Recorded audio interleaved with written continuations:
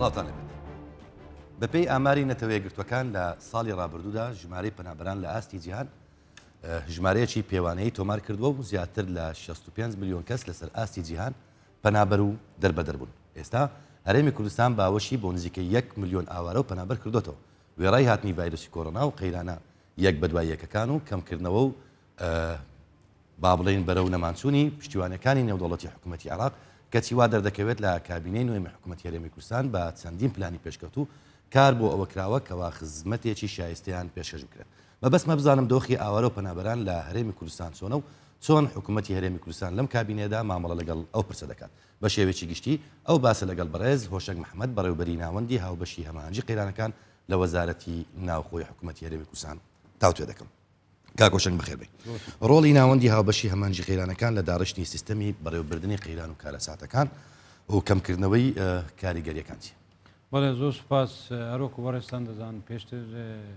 فەرمانگەیەکی حکومی نەبوو کە کار لەسەر ئەو بوارە بکاتن لە ئاستی هەرێمی کوردستان دوای بڕیاردانی دامەزراندنی ناوەندی هاوبەشی هەماهەنگی قەیرانەکان ئێمە دەستمان کرد بە دامەزراندنی ئەو دەستگایە لە هەرێمی کوردستان بە هاوکاری و هەماهەنگی کۆمەلگای نێودەوڵەتی وەکاری زۆ گەورەمان کردی وە کارەکانیش بەردەوامن لەسەر دوو ئاستی کارگێڕی و دانانی بناغەی سیستەمی بەڕێوەبردننی کارەسات و قەیرانەکان لە هەرێمی کوردستان و هاوشانی ئەمەش کارکردن بۆ پاڵپشتکردنی ئاوارە و پەنابەران لە هەرێمی کوردستان وەرەوە وەڵامدانەوەی ئەو کارەساتانە یا و قەیرانانەی کە ڕوبەڕووی هەرێمی کوردستان دەبنەوە لە ماوەی 8 ساڵی ڕابردوو و هەوڵەکان لەم کابینێش بەردەوام بووینێ ئەمە لە چەندین ئاست کار دەکەین و چەندین پرۆژەشمان ئێستا لە بەردەستدایە بۆ جێبەجێکردنەوەی ئەو استراتیجیەی کە دامەڕشتووە. کاکۆشنگ لە کارنامەی کابینەی نوێی حکوومەتی هەرێمی کوردستان بێگومان کە بینیوتانە تەرکیز لەسەر زۆرش دەکرێتەوە پێکەوە ژیان کەمکردنەوەی ڕۆتین ئەی کۆمەڵێک لەو پرەنسیبانەی کە بۆ پەنابەر و بۆ ئاوەرەکان ڕەنگە شتی یەکجار باش بن. بەڕێوەبەرایەتێک هەبوو بەڕێوەبەرایەتی کۆچ و کۆچ بەران ستان بەڕێوەبەرایەتیە و بزانم لەگەڵ ئێوە بۆتە یەک ینی ئەم کەمکردنەوە و لێکدانی ئەو بەڕێوەبەرایەتی و شوێنانە بەڵێ لە بۆچی باشە لە چوارچێوەی کابینەی کارنامەی هێلە گشتەکانی کارنامەی کابینەی نوێی حکوومەتی هەرێمی کوردستان بە فەرمانی بەڕێز وەزیریەوە ناوخۆ ئێمە دەستمان کرد بە لێکدانەی سێ دائیرە هەبوون کاروباری کۆچبەران هەبوو نووسینگە وەڵامدانەوەی قەیرانەکان هەبوو بڕەهەش هەبوو لە ئاسی پارێزگاکان کە لەسەر هەمان مەلەفکاریان دەکرد بۆیە ئێمە هەستین لە هەر سێ بەڕێوەبەرایەتی لێکمان دادن و لە چوارچێوە یەک بەڕێوەبەرایەتێکی نوێ بە ناوی وەڵامدانەوەی قەیرانەکان و کاروباری کۆچبەران ئەوەش هاوکارێکی زۆر هەبوو بۆ نەهێشتنی ڕۆتینات بۆ نەهێشتنی بەریەککەوتن وهروە بۆ خێراکردنی خزمەت گوزاریەکان و وەروە بۆ بەهێزکردنی سەرچاو مرۆییەکان ئێستا کارمەندی زیاتر هەیە لەو بەڕێوەبەراتی ئێستا سەرچاوی کەلوپەلی زیاترە ئێستا بودجە بۆ سێ دائیرە تەرخان ناکرێت بۆ یەک دائیرە تەرخان دەکرێتن کاریگەری زۆر هەیە بۆ لەدی ئەولاش بەهێزکردنی بۆی ئاگاداری کار و چالاکیەکانی ئەوانە بن کە کەمپ و ئەمانەی پەنابەران و ئاوارە بەڵێ بە دڵنیاییەوە ئەوە ڕێگە خۆشکەر بوو بۆ چاودێریکردن و سەرپەرشتیکردن وەروها بۆ سەرێکە خۆشکەرە بۆ هەماهەنگی و کارکردن و هاوبەشیش لەگەر کۆمەلگای نێودەوڵەتی ئێستا یەک دەستگا هەیە دەتوانن وەکو لایانی پەیوەنددار لە ئاسی پارێزگاکان کە کاریان لەگەر بکەن نەک پێشتر لەگەر سێ دەستگا کار بکەن ئەوە لەلایەکی تر ئێمە لەسەر ئاستی دوای ئەو بڕیارە ئێمە بە فەرمانێکی تری بەڕێز وەزیری ناوخۆ ئێمە هەستین پێشتر چەندین ڕێککەوتنی تاکلەیانە هەبوون لە بینی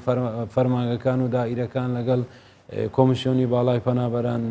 لە عێراق هەستین ئێمە ئەوشمان ڕێخستوتەوە ئێستا یەک چوارچێوەی ڕێککەوتنمان داڕشتووە بۆ هەموو هەرێمی کوردستان لەسەر ئەو مەلەفە لە لێوان بەڕێز وەزیری ناوخۆ بەرپرسی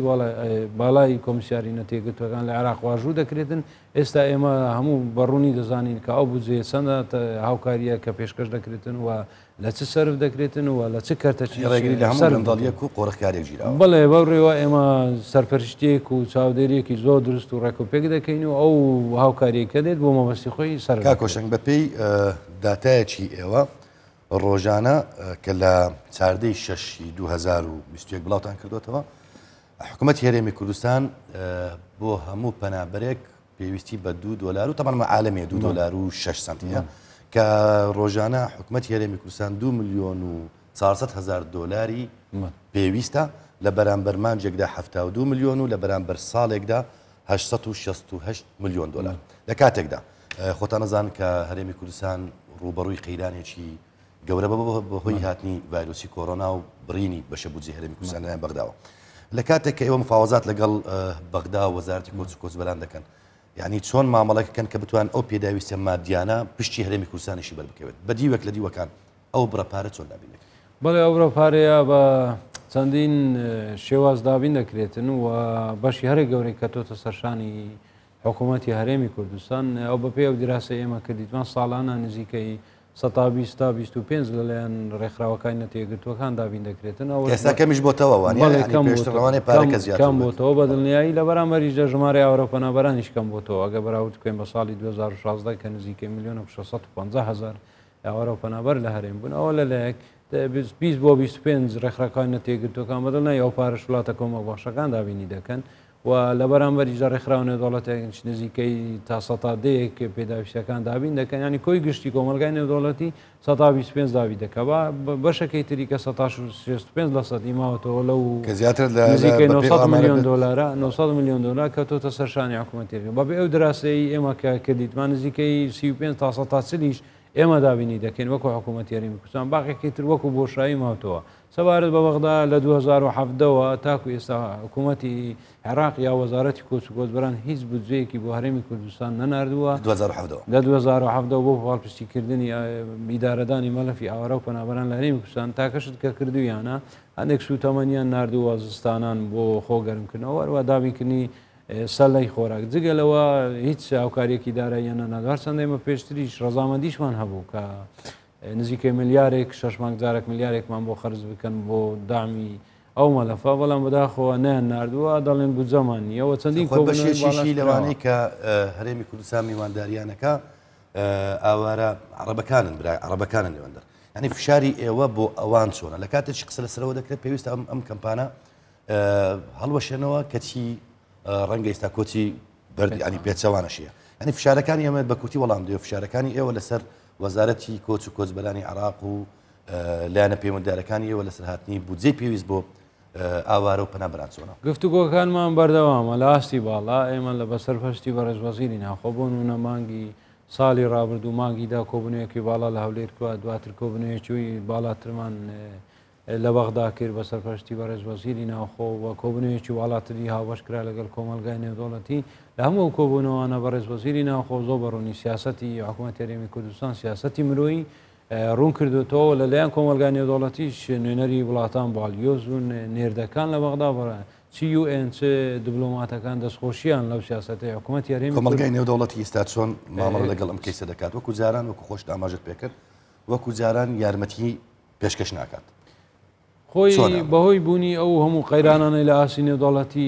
ڕوو دەدەن ینی کە دەبینن و درێژخایانی قەیرانی سووریا وهروە ئاوارەکانی ناخۆش دوای کۆتاهاتنی داعش و دواتر بڵاوبوونەوەی ڤایرۆسی کۆڕۆناوانە بەڕاستی کاریگەریان هەبوو لەسەر سەرنجی کۆمەلگای نێودەوڵەتی لەسەر مەلەفی ئاوارە و پەنابەران لە هەرێمی کوردستان و لە عێراق وە بە شێوەیە لە جیهانیش بە شێوەیەکی گشتی کەم بۆتەوە زۆربیان تەرکیزیان لەسەرەوە بوو چۆن پەتای کۆڕۆنا لە وڵاتەکانی خۆیان کۆنتترۆل بکەن وەروە کەمبوونەوەی چالاکی بازرگانیش ئەوەش کاریگەری هەبوو لەسەر هەبوونی کۆمەک بۆ بەرنامە مرۆییەکان بەڵام تاکو ئێستاش بەردەوامن پاڵپشتیمان دەکەن بەڵام ئەگەر بەراوردی بکەین بە ساڵانی ڕابردوو دەتوانین 150 کەم بۆتەوە ئەو دامەی کە دەکرێتن بارگرانیش هەموو لەسەر حکوومەتی هەرێمی کوردستان بڵێ ئەوانیش بە ئەوەی ینی خاڵی خۆیان هەیە دەڵێن عێراق وڵاتێکی دەورەمەندە بودجەی عێراق سەروی 100 میلیارد دۆلارە ئەگەر سەتایەکی تەرخانکەم بۆ ئەو مەلەفە زۆر زیاترە لەوەی کە ئێوە لە ئێمە داوای دەکەن بەڵام لە کاتێکدا حکوومەتی عێراقیش شایستەدارایەکانیش نانێرێت بەڵام حکوومەتی عێراق بەڕاستیە تا ئێستا هیچ بودجەیەکی وەکو باسم کرد لە 2017 تا ئێستا هیچ پارەیەکی بۆ هەرێمی کوردستان نەناردووە بۆ پاڵپشتکردنی مەلەفی ئاوارە و پەنابەران هەرچەندە ئێمە بەردەوام بەڕاست لەگەریان لە خەتین لە ئاستی باڵا لە ئاستی تەکنیکی وەڵام بەداخەوە خەرج ناکەن بە بیانووی نەبوونی پارە دەرفەتم پێ بدا پێکەوە پاکێجێک بین کە هاوکارانمان دروستیان کردو هەم لەسەر کار و چالاکیەکانی ئێوە هەمیش لەسەر ڕەوشی پەنابەران و دەستگای خێرخوازی بارزانانی کە ڕۆڵێکی جددی لەم بوارە دەژێڕێت با پێکەوە بین بە پێی ئامارێکی ناوەندی هاوبەشی هەمانگی قەیرانەکان سەر بە وەزارەتی ناوخۆی حکوومەتی هەرێمی کوردستان لە ئێستادا هەرێمی کوردستان 927,910 ئاوارە و پەنابەری لەخۆ گرتووە. لەو ژمارەیە 666,950 ئاواری ناوخۆن و 240,794 پەنابەری سووری و 8,661 پەنابەری تورکی و 10,669 پەنابەری ئێرانی بە ڕۆژهەڵاتی کوردستانیشەوە لەگەڵ 746 پەنابەری فەڵەستینی و هەروەها 82 کەس لە پەنابەری جۆرا و جۆری دیکە لەخۆ دەگرێت. ئێرە کەمپی بەحرکەیە کە تایبەتە بە ئاوارە عێراقیەکان و زیاتر لە 4,000 کەس لێرە نیشتەجێن. ناوەندی هاوبەشی هەماهەنگی قەیرانەکان بە هاوکاری دەستگای خێرخوازی بارزانی بەردەوام لە هەوڵی دابینکردنی پێداویستی ئاوارەکانن. وإحنا والله نعجز عن الشكر. ئێمە بەڕاستی زۆر سوپاسی دەستگای خێرخوازی بەرزانی دەکەین چونکە لە پێناو ئێمەدا زۆر شتیان کردووە تا ئێستا بەردەوامن. خۆ ئاگادارە لەوەی دەیڵێم کەم و کورتیان نەبووە لەگەڵمان بەداخێکی زۆرەوە بۆ حکومەتی عێراقی، بەڵام ئێمە دەمێکە لێرەین بە سوپاسێکی زۆرەوە ئەزانین چیان بۆ کردوین. قديمين احنا بالمخيم ونعرف ايش قد انطوا وايش قد ساعدوا. بە پێی ئامارێکی ناوەندی هاوبەشی هەماهەنگی قەیرانەکان سەر بە وەزارەتی ناوخۆی حکومەتی هەرێمی کوردستان زۆربەی ئاوارە و پەنابەرەکان لە هەرێم لەگەڵ کۆمەڵگەی خانەخوێ دەژین. لە کاتێکدا تەنیا لە 127 لەوانە لە ناو کەمپەکان دەژین کە ژمارەیان 36 کەمپە. هەروەها لە 173 لە دەروی کەمپەکان ژیان بەسەر دەبەن. لە 140 ئاوارە و پەنابەران لە پارێزگای هەولێر دەژین، لە 140 لە پارێزگای دووهۆک و لە 190 لە پارێزگای سلێمانین. ئێمە وەکو دەستگای خێرخوازی بارزانی ئیدارەدانی کەمپەکان دەکەن، ڕێکخراوەکانی تریشمان لەگەڵە کە وەکو حکوومەتی هەرێمی کوردستان ئاو و کارەبا و ئەوانە دابین کراوە دواتر هەر کێشەیەکیان هەبێ و جەلا جێ دابینکردنە یاخۆت لە دۆشک و بەتانی ئەو شتە سەرەتایانە مانگانەش خۆراکمان هەیە لەگەڵ هایجینکی تەوزێ دەکەین بە سەریاندا حەسەب تەڵەباتیان و حەسەب داواکاریان حەسەب مشکیلیان ئەمە بەهانایانە دەچین و بە تەنسیق لەگەڵ منەظەمەکانی تر. هەمانە و ڕۆژی ئێمە سەردانی کەمپی بەحرکەی هەولێرمان کردووە. دەستگای خێرخوازی بارزانیش سەرخاڵی دابشکردنی پاکێجی خۆراک بوون وەک بەشێکی زۆر لە ڕۆژەکانی دیکە. ئەوەش لە کاتێکدا ساڵی ڕابردوو حکوومەتی عێراق پلانی ئەوەی هەبوو بە ناچاری ئاوارەکان بگەڕێنێتەوە شار و شوێنەکانی خۆیان. حکوومەتی هەرێمی کوردستان و دەستگای خێرخوازی بارزانیش بەردەوامن لە ئیدارەدانی کەمپەکان. ساڵی 2020 حکوومەتی عێراق لە مانگی 11 بڕیاری داخستنی سەرجەم کەمپەکانی عێراقیدا لەوانەش حکوومەتی هەرێمی کوردستانیشی داوا لە حکوومەتی هەرێمی کوردستانیش کرد کە کەمپەکانی کوردستانیش دابخرێتن، بەڵام حکوومەتی هەرێمی کوردستان لەگەل ئەوەی نەبووە کە حکوومەتی عێراق بە زۆرە ملی ئەو کەمپانیای کوردستان دابخرێت بۆ ئەوەی تاکو ئێستاش ئێمە وەکو ئیدارەی کەمپەکان دەستگای خێرخوازی بارزانی بەردەوامین لە ئیدارەدانی کەمپەکان و لە هاوکاریکردنی خەڵکە. ئێمە لەگەل ئەوەین کە ئارزومەندانە خەڵک بگەڕێتەوە شوێنەکانی خۆن نەکەوەی زۆرە ملیان بکرێن و ڕەوانەی شوێنەکانیان بکرێن چکو دەبی حکوومەتی عێراق پێشوەختە پلانی گەڕانەوەی ئەو خەڵکیان هەبە بۆ ئەوەی ئەو خەڵکە بە ئاسانی بگەڕێتەوە شوێنەکانی خۆن.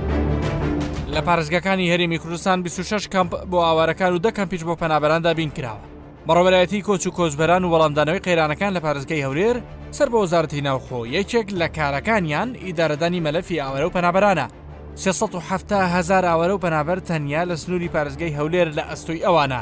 هاوکاری نێودەوڵەتیش بە تەواوی کەم بۆتەوە. ئێمە لە ڕێگای هاوبەشمان دەستگای خێرخوازی بارزانی ئیدارەی کەمپەکان دەکەین و بەڕاستی ئەوە ئەرکێکی گەورەی لە سەرشانی حکوومەتی هەرێم دروست کردووە. تەنانەت وەکو خۆتان دەزان هەر لە 2014ەوە لەگەڵ ئەوەی کە هاوکاری و دامی نێودەوڵەتی ئەو کاتە کە باشیش بوو، بەڵام حکوومەتی هەرێم هەر لۆدێکی زۆر زۆری لەسەر شام بووە بە تایبەتی لە کەرتەکانی پەروەردە تەندروستی ئاوەڕۆ کارەبا هەتاوەکو ئێستا با بڵین لە 2014ەوە تەواوی ئەو ئەرکانی لە ئەستۆ گرتووە لەگەڵ ئەوەی هیچیش نەکەی بۆ گەڕانەوەیان هاوکاریش نەمێنێت دام نەمێنێت بێگومانەوە ئەرکی حکوومەتی هەرێم باری ئێمە زۆر قورستر دەکات، بەڵام ئێمە هەتاوەکو بتوانین بە هەموو جۆرێک چونکە خۆمان لە ڕابردوو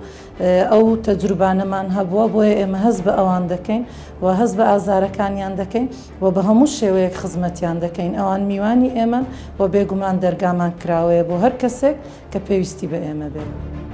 حکوومەتی هەرێمی کوردستان ساڵانە پێویستی بە نزیکەی 868 میلیۆن دلار هەیە بۆ دابینکردنی خزمەتگوزاریە سەرەتاییەکان و پێداویستیەکانی ئاوارە و پەنابەران و میوانان لە هەرێمی کوردستاندا. پێشتر لە 135 هاوکاریەکان ڕێکخراوە نێودەوڵەتیەکان و UN دابینیان دەکرد، بەڵام ئێستا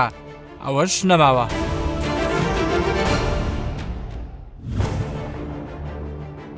کاکۆشانگێچێک لەو ڕێکخراوە خێرخوازیانەی کە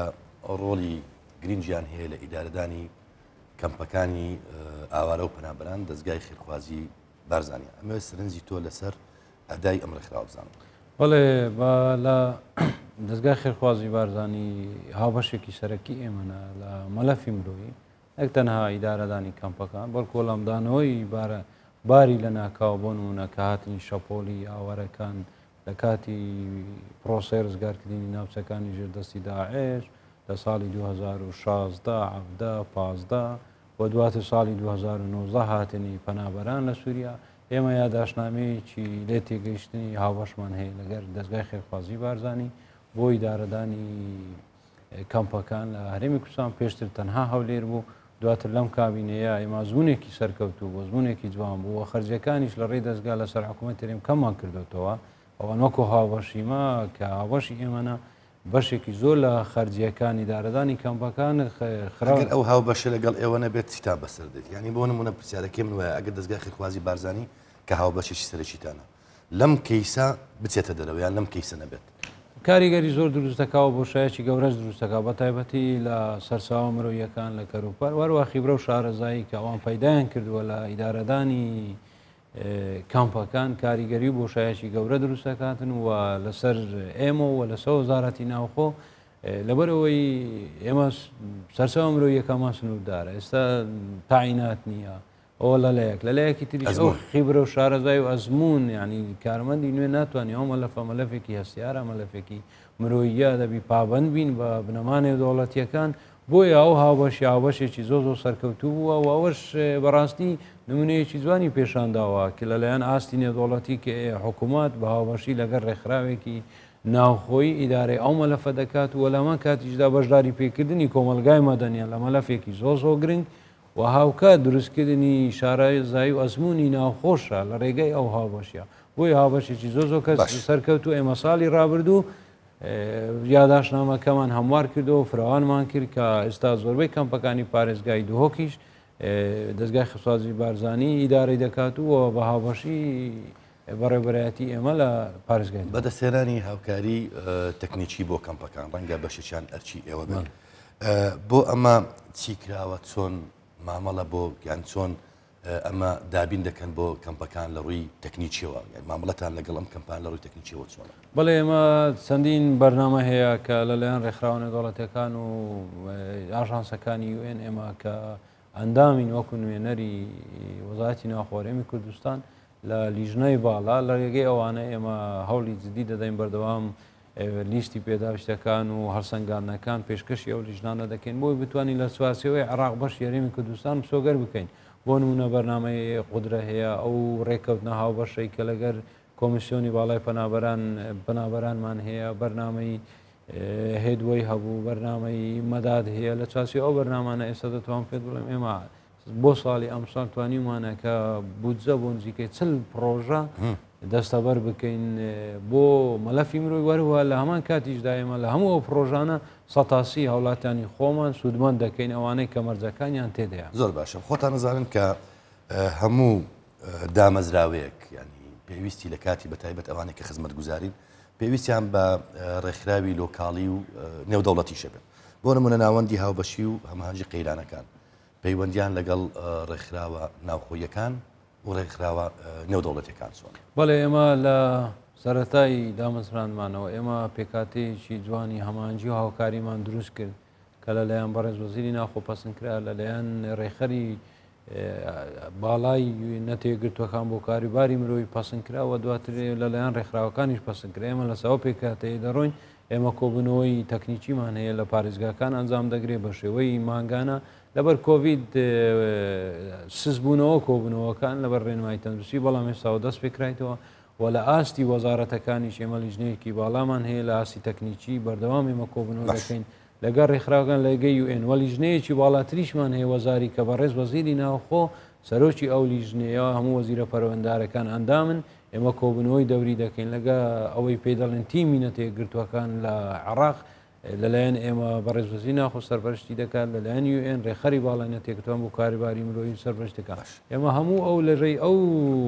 پێکاتەی هەمانجی و هاوکاریە پێداویستەکانی خۆمان دەخینە ڕوو و کار دەکەین بۆ جێبەجێکردنی ئەو بڕیار ڕاستپاردانی لە کۆبوونەوەکان دەکرێن تاکو بتوانین ئەو پاڵپشتی لە چوارچێوەی عێراق کۆمەڵگانی نێودەوڵەتی دەکات بەشی هەرێمی کوردستان بەشێک لەو ئاوارە و پەنابەرانێک کە لە هەرێمی کوردستان ئەکرێت بە پێ ئەو داتایانی کە هەنوو ئێوە خۆشتان بڵاوتان کردوێتەوە ڕێژە زۆرەکەی لەگەڵ خانەخوێ تێکەڵە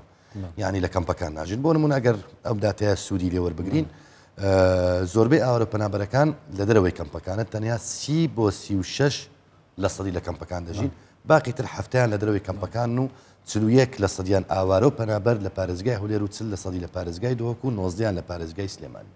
ئەمە ئەرچی ئێوە لە سەرژمێریکردن لە یارمەتیدانیان لە مامەڵەکردن لەگەڵیان قرس نابێت چونکە لە شوێنێک نین کە تۆ نقطەکەی یان خاڵی بینینیان ئاشکرا بێت بەشێکیان تەمان ئەمەشیان خۆتان ئەزانن کە تاکە شانازێکە بۆ هەرێمی کوردستان کە باوەش هەمیشە بۆ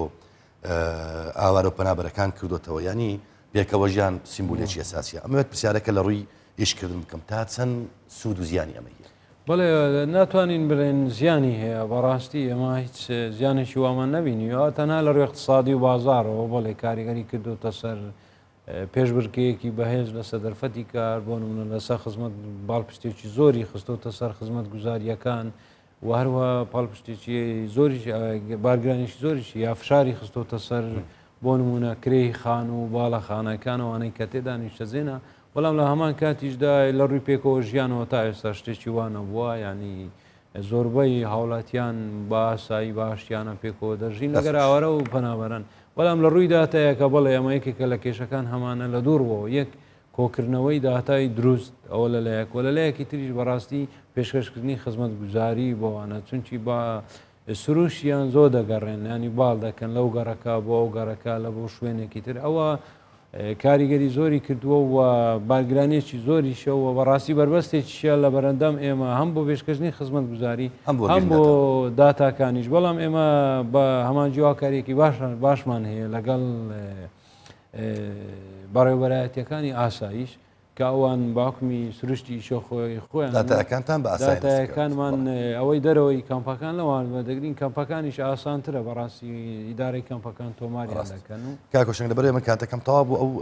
بەشێکە ماومە تەرخانی دەکەین بۆ کۆچی پێچەوانە یعنی لەگەڵ ئەوەی کە بڕیارێک لە حکوومەتی عێراق هەبوو کە ئەو کەمپانی ئاوارەکانی تێدا دابخرێت لەو کاتێک کە ئەو بڕیارەدرا بەپێ ئەو داتانەی کە بڵاو بوونەوە کۆچی پێچەوانە زیاتر بوو ینی لەگەڵشەوە بە پێی قانون نابێت ئەگەرێک تەعاوت بکات و لە کەمپەکە بچێتە دەرێ نابێت جارشکە داخل ناو کەمپەکە بێت بەڵام فشاری زیاتریانە ئەمەوێت کۆمنتی تۆ لەسەر داخستنی کەمپەکان بە شێوەیەکی گشتی کەمپە ئاوارەکان و ئەو کۆچە بەردەوامە پێچەوانە و گەڕانەوەیان بۆ کەمپەکان بزانم ئەوە هیچ بەشێکیان ڕەنگە پەیوەندی بە نەسەقامگیری عێراقەوە بێت بەڵام بەشەکەی تر ڕەنگە هەز بە ئاسودیەک زیاتر لە کەمپەکان بکەن کۆمنت لەسەر بزانم بەڵێ لەسەر ئەوە بەڕاستیۆکو باسم کرد ئەو کۆبنەوەی ئاماژەم پێدا بەڕێز وەزیری ناخۆ زۆر بەڕوونی باسی ئەو کێشەی کرد داخستنی کەمپەکان و ئەنی شێوە لە شێوازەکان بریتە لە بە زۆر نارنەوەی ئاوارەکان بۆ ناوچەکانیان سیاسەتی حکوومەتی هەرێم ڕوونە ئێمە هاوکاری و کاراسانی دەکەین بۆ گەڕانەوەی ئارەزوماندانەی ئاوارەکان بۆ شوێنی خۆیان ئەوە بۆ هەموو لایەک ڕوون کرایەوە و وەکو باسم کردنە تێگرتوەکانیش کۆمەلگای نێودەوڵەتی دەستخۆشیان لە حکوومەتی هەرێم کردیە لەسەر ئەو سیاسەتەی کە تەنها پاڵپشتی دەکەن بۆ گەڕانەوەی ئارەزومەندان سەوارە بە کۆچی پێچەوانەوەیکێکە لە نیگەرانیەکان کە ئێمە بەردەوام باسمان کردیە کە ئەوان لەو شوێنانەوە کەمپەکاندا دەخەن ئەوانە ناتوان بگەڕێن ناوچەکانی خۆیان بۆ هۆکاری سیاسی هۆکاری ئەمنی هۆکاری ئابووری هۆکاری کێشەی کۆمەڵایەتی کێشەی عاشایری و نەبوونی توانای داراییان و نەبوونی دەرفەتی کار و خزمەت گوزاریەکان لەو ناوچانە کەمە هێشتاش پێمان دەڵێت دۆخی عێراق ناسەقامگیرە بۆیە بەڵێ بە تایبەتی لە ناوچە ئازادکراوەکان بەو شێوازە نییە بۆیە ینی ئێمە بەردەوام هەوڵماندا ینی داوامە لە بەغداش کردووە هانیشمانداینە پێویستە پلانێکی گشتگیری هەبیتن نەک تەنها بۆ یارمەتیدانی گەڕانەوە بەڵکو بۆ ئاساییکردنەوەی ناوچە ئازادکراوەکان و دووبارە دابینکردنەوەی خزمەت گوزاریەکان ڕەخساندنی دەرفەتی کار و پێشکەشکردنی پاڵپشتی لە دوای گەڕانەوە بۆی بتوانن دوای گەڕانەوە سەرکەوتوو بن و ئەوەش بەڕاستی هۆکار بوو ئێمە لەسەر فەرمانی بەڕێز وەزیری ناخۆ ئێمە لیژنەیەکی هاوبەشمان پێکینەیە لە ئاستی پارێزگاکان هەرسێ پارێزگا لە دایرەی خۆمان لە ئیدارەی کەمپەکان لە نوێنەری کۆمسیاری والای پەنابەران و لەگەل نوێنەری کۆچ کۆچبەران وەزارەتی کۆچ کۆچبەران ئەو خەڵکانێک کە دێن دەیانەوەی بستنەوە کەمپەکان بەڕاستی ئێمە بەپێ ئەو ستاندەردەی دامان نەیە ئەوەی کە مەرجەکانی تێدا نەبی بە تایبەتی ئەوانەی بە هۆکاری ئابووری دێن ئێمە توانەمە سنووردارە بە تایبەتی کە بەغدا هاوکاری ناکە ناتوانین هەمویان من دو پرسیار تێکم ئەگەر زۆر بە کورتی وەڵام دەیەوە ئافرەتانی ڕزگاربوو یزدی بارودۆخیان باش نیە خۆتان ئەمە باش زانین لە ڕووی دەرونیەوە ینی لەگەڵ ئەوەش بە پێی یاسایەک پێویستە ئەوانە تعویز بکرێنەوە بەڵام ئەوە چەند مانجی بەسەدا تێپەڕی ئەگەر هەڵە نەبم 6 مانگ بەسەر ئەمە تێپەڕیەوە تاوەکو ئێستا هەنگاوێکی عملی بۆ ئەوە نەهاوێژراوە لە کاتیشدا ئەمان دۆخیان خراپە و ڕۆژ بە ڕۆژ دۆخیان زیاتر خراپ بێت. بەڵێ ئێمە لە کابینەی ڕابردوو دەست پێشخەریەکەوان کە پرۆژەیەکمان پێشنیارکی لە با حکوومەتی عێراق خۆش وەختانە پەسەندیان کرد و لەو کابینەیەش بەردەوامە ئێمە داتای 3000 کەسمان ناردەوانەی ڕزگار بووان تەنها 988 ڕزگاربووی ئێزیدی هاوکاریمان کرد بە بڕی 2 میلیۆن لە ڕێگای حکوومەتی عێراق و ئێستا ئەو پرۆژێ شەرمەوە داوامان لێکردینە لەسەر دووشت یەک ناویان بنووسێ لە تۆڕی پاراستنی کۆمەڵایەتی لەلایەن وەزارەتی کۆچ کۆچبەرە وەزارەتی کاروباری کۆمەڵایەتی لە بەغدا کە ئەو هاوکاری ماگانەیان بدەنێ ئەوە هەنگاوی یەکەم هەنگاوی تریش داوامە لێکردین کە ئەو هاوکاریە داراییە یەک جارە ئەوش بەردەوامی پێ بدەن ئەوانەی مانە هاوکاریان بکەین ئەوە لە ئاستی حکومی لەگەڵ لە حکوومەتی بەغدا لە ئاسی نێودەوڵەتیش ئێمە بەردەوامین بۆ پاڵپشتیکردنیان بۆ نمونە لە دو هەفتەی ڕابردوو ئێمە پرۆژەیە یاداشنامەیەکی لێگەیشتمان واژوو کرد لەگەر چوار ڕێکخراوی نێودەوڵەتی و وەزارەتی تەندروستی کە بودجەی پرۆژەکە 2 میلیۆن و 700,000 یۆڕۆیە و ئەوەش تایبەتە بە پاڵپشتیکردنی پزیشک بەهێزکردنی خزمەتگوزاری پزیشتی دەرونی بەو ڕزگار بووانە بە تەواوی نەک تەنها ئافرەتان هەموو ڕزگاربوانی ئێزیدی وانەی ناو کەمپەکانیش. بەڕێز وشەک محەممەد بەڕێوبەری ناوەندی هاوبەشی هەمانجی قەیرانەکان لە وەزارەتی ناوخۆی حکوومەتی هەرێمی کوردستان زۆر سپاس بۆ ئەمزانیانە سپاس بۆ ئێوەش کە بینەرمان بوون تا دیدار هەر شاد بن. سپاس دەستان.